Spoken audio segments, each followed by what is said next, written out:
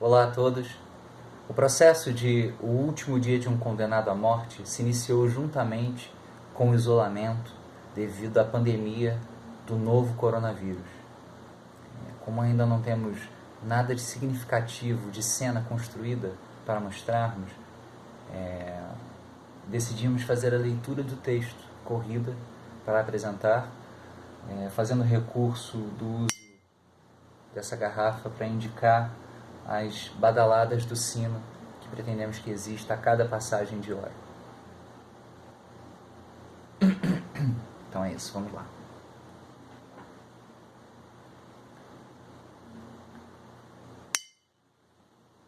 Condenado à morte.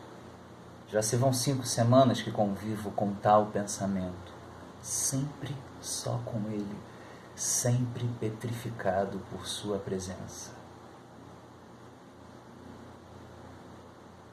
Outrora, parece-me que faz anos e não semanas, eu era um homem como outro qualquer. Meu espírito era repleto de fantasias. Era sempre festa na minha imaginação. Eu podia pensar no que eu quisesse, era livre. Agora eu sou cativo. Meu corpo está atado a grilhões.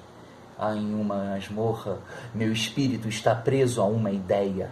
Restou-me apenas uma certeza: condenado à morte.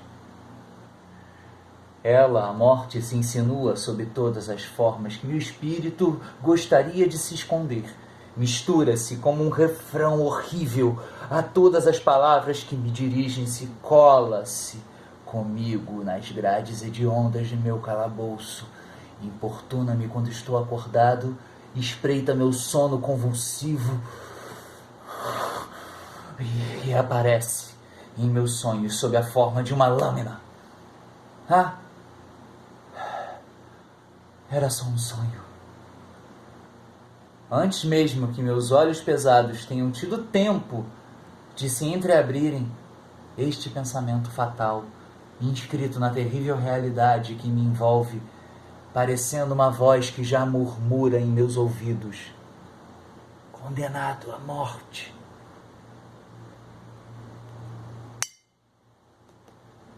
Era uma bela manhã de verão. Havia 3 dias que meu processo tinha começado. 3 dias que meu nome e meu crime congregavam uma multidão de espectadores. 3 dias em que toda essa fantasmagoria de juízes, testemunhas, advogados, procuradores do rei passava e repassava na minha frente.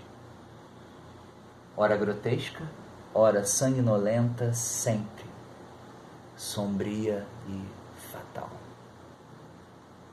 Nas 2 primeiras noites não consegui dormir. Na terceira dormi de tédio e cansaço. À meia-noite, deixaram os jurados deliberando. Levaram-me de volta ao calabouço e eu caí imediatamente num profundo sono de esquecimento. Estava ainda no mais profundo desse profundo sono quando vieram me acordar. Dessa vez não bastaram o passo pesado e as botas ferradas do carcereiro, o tilintar de chaves, o rangido da fechadura. Levante-se! Abri os olhos, sentei assustado. Nesse momento, através da estreita e alta janela de minha cela, vi o único céu que me era concedido entrever.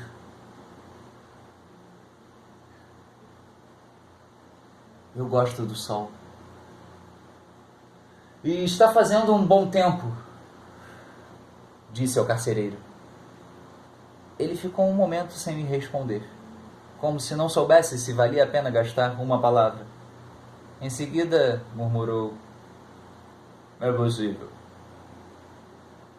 Permaneci imóvel, o olhar fixo nessa doce reverberação dourada que matizava o teto. Sim, é um belo dia. Sim, eles te esperam. Essas poucas palavras, como um fio que interrompe o voo do inseto, relançaram-me violentamente a realidade. Levantei-me. Meus dentes tilintavam, minhas mãos, minhas pernas estavam fracas. Ao primeiro passo que dei, tropecei como um carregador com excesso de peso. Colocaram-me de algemas. Eu me deixava levar, era uma máquina em uma máquina.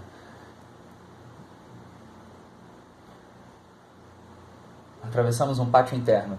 O céu estava azul. E os raios mornos do sol, entrecortados pelas longas chaminés, traçavam grandes faixas de luz no alto dos muros elevados e sombrios da prisão. De fato, fazia um bom tempo. Subimos uma escada em caracol. Um portal se abriu. Um ar quente misturado com barulho golpeou minha face. Era o sopro da multidão na sala do tribunal. Entrei. Houve à minha aparição um rumor de armas e vozes. Os bancos se arrastavam ruidosamente. As paredes estalaram. E quando eu atravessava a longa sala entre as duas massas de gente, muradas de soldados, tinha a sensação de ser o pivô, ao qual eram presos os fios que faziam mexer todas aquelas faces inclinadas e pasmas. Então se fez um grande silêncio. Compreendi subitamente, de maneira clara, que o momento decisivo havia chegado e que estava ali para ouvir minha sentença. Explique quem puder, mas de maneira como veio, essa ideia não me causou tanto terror. As janelas estavam abertas, a sala estava clara como um casamento, os alegres raios de sol traçavam aqui e lá as figuras luminosas das gelosias e desses losangos resplandecentes nas janelas. Cada raio talhava no ar um grande prisma de poeira de ouro. Os juízes no fundo da sala tinham um ar satisfeito. Somente os jurados pareciam lívidos e abatidos devido à fadiga de terem velado a noite toda. Alguns bocejavam. Nada anunciava homens que acabaram de trazer uma sentença da morte. Eu adivinhava apenas uma grande vontade de dormir.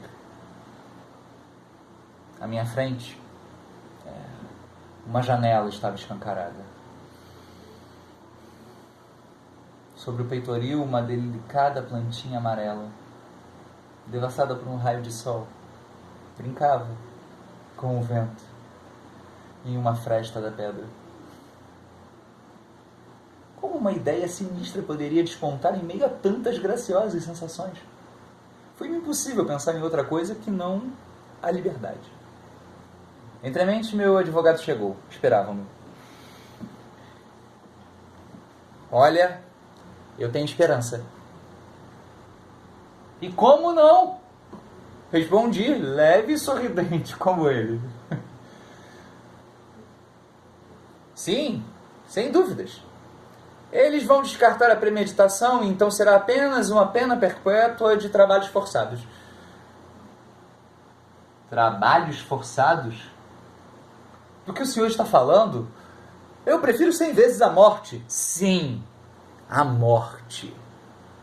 Nenhuma sentença de morte jamais foi pronunciada em circunstância outrora que não à meia-noite, sob a luz de tochas, numa noite chuvosa e fria. Mas às 8 horas da manhã, num dia bonito, esses bons jurados, impossível. De repente, o presidente ordenou que eu me levantasse. Como no movimento elétrico, toda a Assembleia pôs-se de pé no mesmo instante. Uma figura insignificante e nula tomou a palavra e leu o veredito que os jurados haviam pronunciado em minha ausência. Um calafrio percorreu todos os meus ombros. Advogado. O senhor tem algo a dizer sobre a aplicação da pena? O defensor ergueu-se. Compreendi que ele procurava atenuar a declaração do júri e substituí-la pela outra pena, aquela que me deixara tão ofendido por ele tê-la esperado. Eu quis repetir com voz alta: prefiro 100 vezes a morte. Mas me faltava, e tudo que eu conseguia foi interrompê-lo, gritando com uma força convulsiva: não!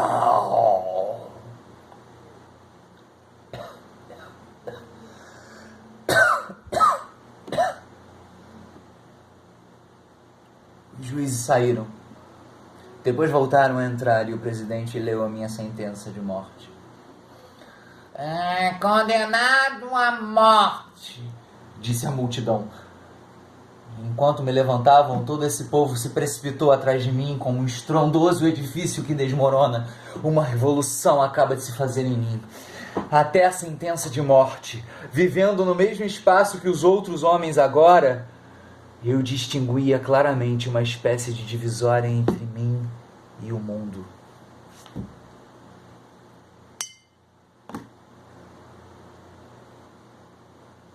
Condenado à morte. Ora, e por que não? Lembro-me de ter lido: os homens estão todos condenados à morte com surces indefinidos. O que tanto teria mudado na minha situação, então? Desde a hora em que minha sentença foi pronunciada, quantos não foram mortos e que se preparavam para uma longa vida? Quantos me precederam que, jovens, livres e são, contavam ir tal dia ver minha cabeça cair na praça? Quantos não vão ainda me proceder? Além do mais, que a vida tem de tão lamentável para mim?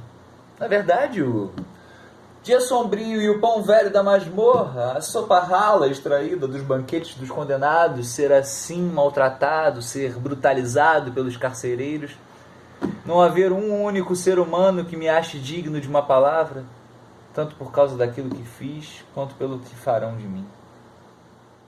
Eis aproximadamente os únicos bens que o carrasco poderá arrancar de mim.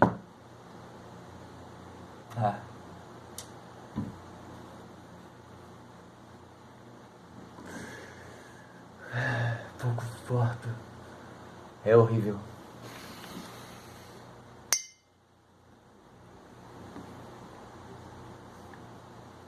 O carro negro transportou-me até aqui, para esse medonho palácio. Mal cheguei e mãos de ferro se agarraram em mim. Multiplicaram-se as precauções. Nada de faca, nada de garfos para as minhas refeições. Uma camisa de força aprisionou-me os braços. Eles tinham de responder pela minha vida. Eu havia recorrido da minha sentença. Essa condição poderia persistir por mais 6 ou 7 semanas, e era importante que me conservassem são e salvo. Nos primeiros dias, trataram-me com uma delicadeza que me era horrível.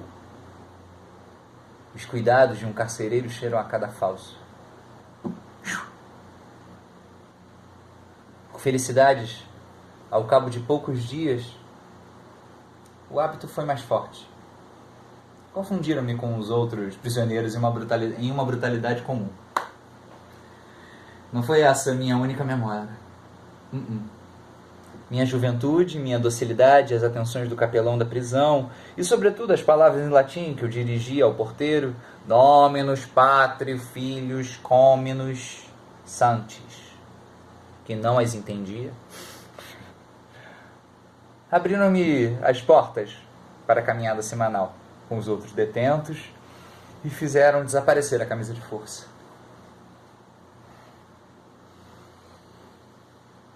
Depois de muitas hesitações, eles deram-me uma pequena sanfona. Todos os domingos, depois da missa, deixaram-me no pátio na hora da recreação. Ali, eu converso com os detentos. Eu preciso disso. São boas pessoas, pobres homens, miseráveis. Fazem piada sobre os próximos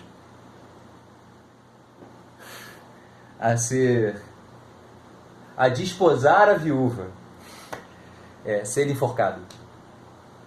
Como se a corda da forca fosse a viúva de todos os enforcados. Ao menos tais homens se compadecem de mim. São os únicos. Os carcereiros e guardas conversam e riem. Falam de mim, na minha frente, como de uma coisa. Ao menos os homens se compadecem de mim. São os únicos.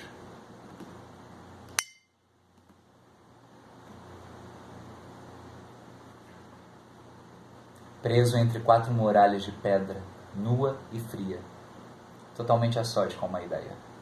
Uma ideia de crime e de castigo, de assassínio e de morte. Sim, pois serei assassinado. Pode alguém como eu ter algo a dizer? Alguém que não tem mais nada a fazer nesse mundo? E o que encontrará em meu cérebro maculado e vazio que vale a pena? Hein? Pode alguém como eu ter algo a dizer?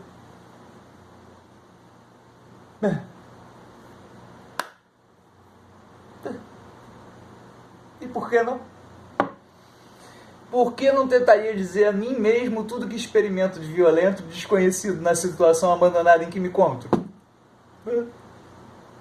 A matéria é certamente rica. E por mais abreviada que eu esteja a minha vida, ainda haverá muito. Talvez nunca tenham refletido os infelizes sobre essa lenta sucessão de torturas que a fórmula expeditiva de uma sentença de morte encerra. Sucessivas torturas.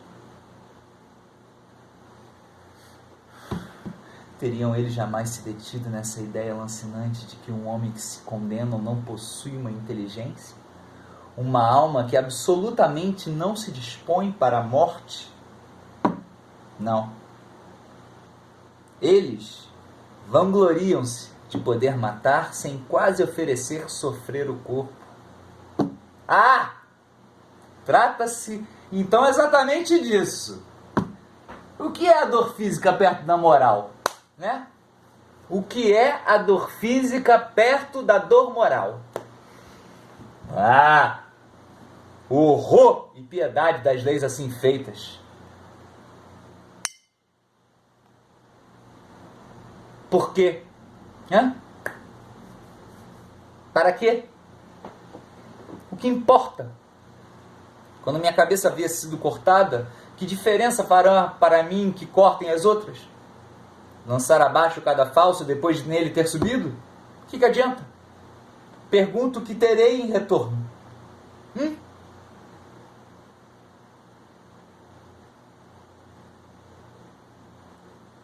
A verdade é que é a mim que preciso salvar.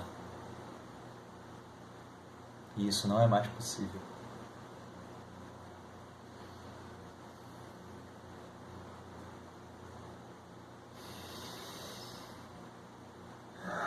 A terrível ideia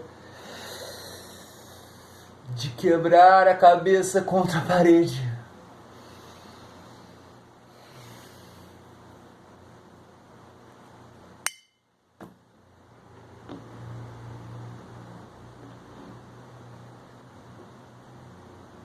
Já que o dia ainda não apareceu, o que fazer com a noite? Levantei e andei com meu candeeiro junto às paredes da cela. Elas estão cobertas de escritos, de desenhos, de figuras bizarras que se apagam e se imbricam uns por cima dos outros. Tem-se a impressão de que cada condenado quis deixar um vestígio, ao menos aqui dentro.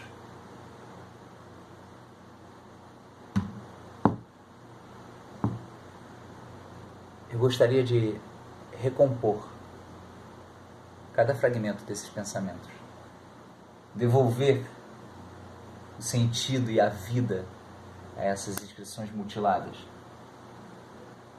como aqueles que escreveram, aqueles aqui. No alto há 2 corações inflamados, atravessados por uma flecha, e logo em cima escrito amor por toda a vida. O infeliz não assumia um compromisso longo.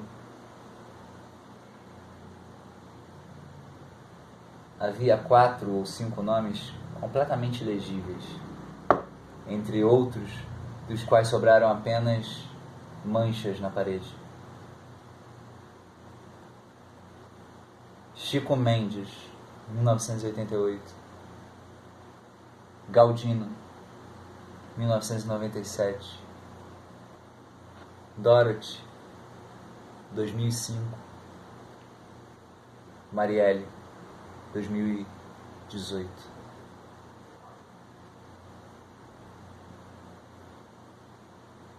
Eis os que foram antes de mim. Os hóspedes desta cela. Foi sobre esse mesmo chão em que me encontro que pensaram seus últimos pensamentos. Estes sucederam em intervalos curtos. Essa masmorra parece não se esvaziar nunca. Essa não é uma prisão de onde se pode escapar. Então como é que pode explicar que eu tenha sentido tanto medo?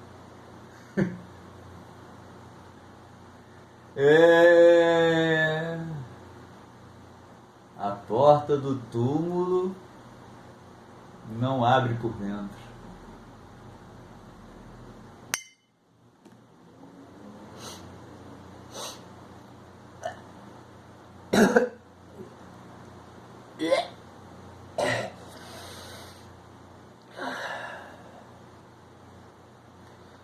O fedor asfixiante da prisão me sufocava mais do que nunca. Eu tinha nos ouvidos todos os barulhos das correntes, dos calcetas, e sentia um grande cansaço do palácio. Desejava apenas um passarinho que cantasse por aí. Não sei se foi Deus ou o diabo que realizou meu desejo, mas quase na mesma hora ouvi alçar perto de mim a voz de uma jovem. Escutei avidamente a canção. Era uma melodia langorosa, uma espécie de arrolo triste e lamentoso. C'est dans la rue, mais où j'ai été, que j'ai malheureux. Pour toi, qu'aucun des lions va malheureux. Surmis, c'est quoi, enfant soirée, malheureux. Is mon mis la tartouvé, l'îlon fa malheureux.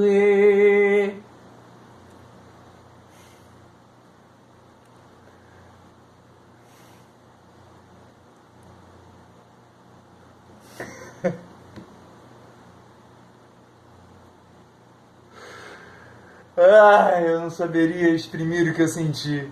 Estava ao mesmo tempo ferido e afagado.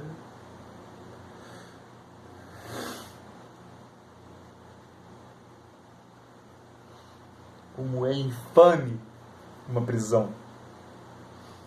Há nela um veneno que macula tudo.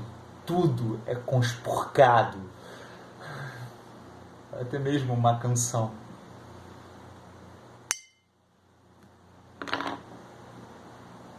O relógio da capela soou 9 horas. O carcereiro do túnel acaba de entrar na minha cela. Tirou seu chapéu, saudou-me, pediu desculpas por me perturbar e perguntou-me, suavizando o quanto pôde sua rude voz.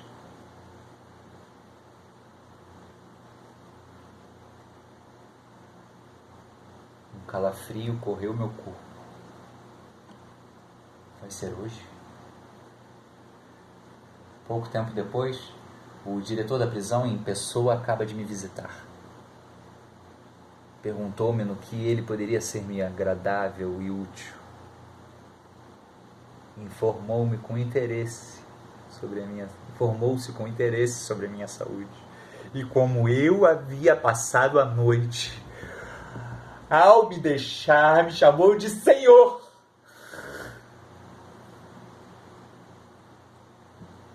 É hoje. É hoje, é hoje, é hoje.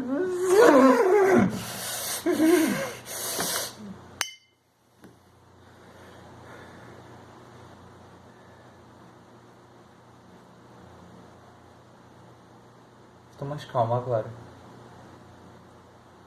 Saí da terrível ansiedade na qual a visita do diretor lançara. Eis o que acabara de acontecer. Eram 15 para as 10 e a porta da minha cela se abriu novamente. Um ancião de cabelos brancos entrou. Era um padre. Esse padre não era o carcerão, o capelão do cárcere. Ele se sentou à minha frente com um sorriso benevolente. Meu filho, você está preparado?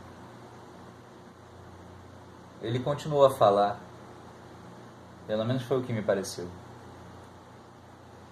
Creio que me lembro de ter visto seus lábios se mexerem. A porta se abriu uma segunda vez. Uma espécie de funcionário vestido de negro apresentou-se. Tinha no rosto algo da tristeza oficial dos empregados das funerárias.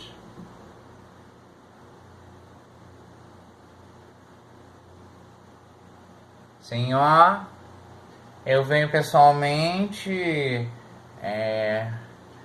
pela ordem do senhor procurador-geral do Reino de Paris. Tenho a honra da mensagem para o senhor. Foi o senhor procurador-geral que pediu minha cabeça de maneira tão premente? Quanta honra que ele me escreva. Espero que minha morte lhe dê bastante prazer, pois seria terrível para mim pensar que ele teria solicitado com tanto ardor e depois lhe seja indiferente. Ah, não. Silêncio. Pois bem, leia, senhor. Era o indeferimento do meu recurso.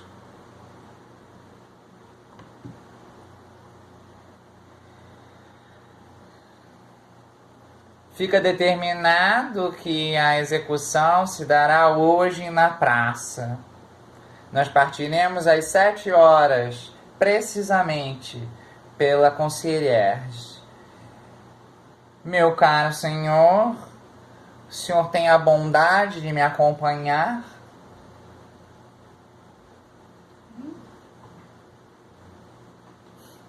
Quando quiser. A seu dispor.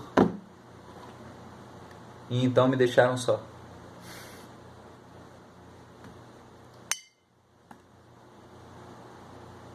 São 10 horas. Ai, minha pobre filhinha. Mais algumas horas estarei morto. Serei algo imundo em exibição na mesa fria dos anfiteatros. Minha filha, eis o que te farão do teu pai. Esses homens dos quais nenhum me odeia, que se compadecem, poderiam me salvar.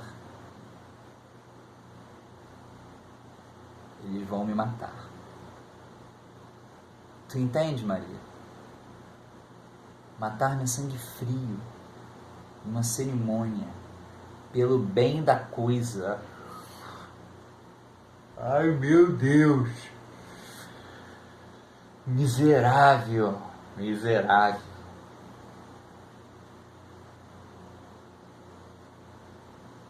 Que crime cometi e que crime estou fazendo a sociedade cometer?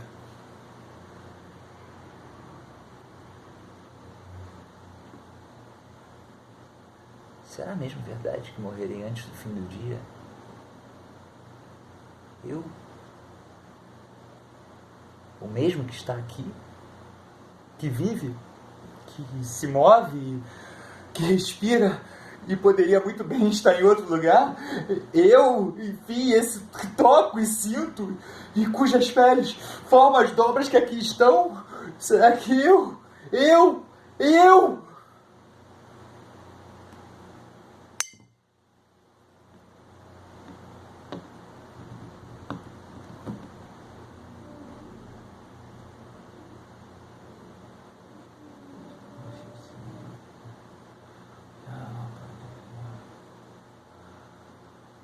Oh, minha graça, talvez me concedam minha graça. O rei não tem nada contra mim. Ei! Oh! Traga o meu advogado. Rápido! O advogado! Eu prefiro as galés, eu prefiro 5 anos de galés e ó, tudo será resolvido. Ou quem sabe 20 anos.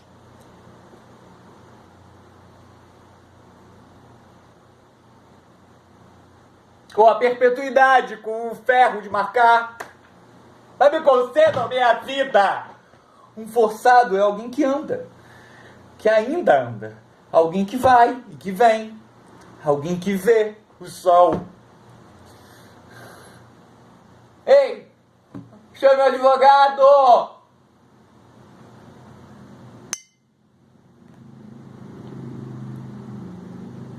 O padre voltou.